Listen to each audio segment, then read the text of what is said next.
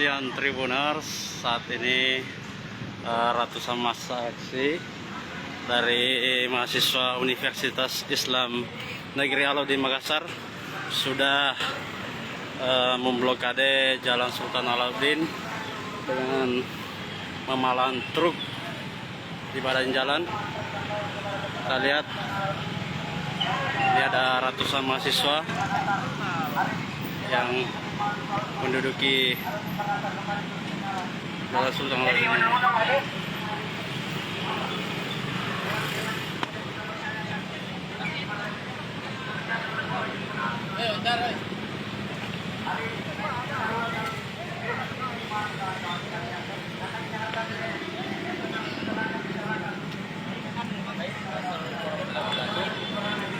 Kami dari himpunan mahasiswa jurusan Teknik Perencanaan dan Kota UIN Alauddin Makassar itu bersama teman-teman seluruh jajaran himpunan serta mahasiswa kembali turun ke jalan ini atas dasar dengan keputusan pemerintah pada tanggal 3 September pukul 14.30. Bapak Jokowi sendiri mengumumkan di TV itu dimana Pertalite atau bahan bakar subsidi itu dinaikkan harganya dari harga 7.000 menjadi harga kurang, di mana sebelum beberapa hari sebelum diumumkan naik, pemerintah itu mengeluarkan statement oleh Menteri Koordinator Bidang Investasi dan Kemaritiman Pak Luhut bahwasanya pemerintah tidak dinaikkan.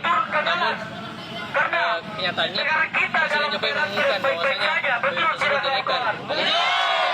Keresahan karena tidak ada pengantisipasi sebelumnya oleh masyarakat bahwasanya akan dinaikkan BBM. Tuntutan hari ini. Baik, untuk tuntutan hari ini kami dari MJ Timur Tengah menuntut bahwasanya Bapak Presiden bisa mengkaji kembali terkait kebijakannya menaikkan BBM dan bisa menimbang kembali apakah dana subsidi yang dikeluarkan oleh BBM subsidi itu bisa merata atau masih sama seperti sebelumnya tidak merata.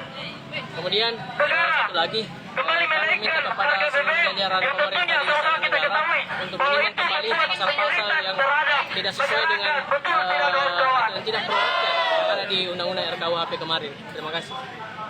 Oke. BBM yang katanya dinaikkan dengan alasan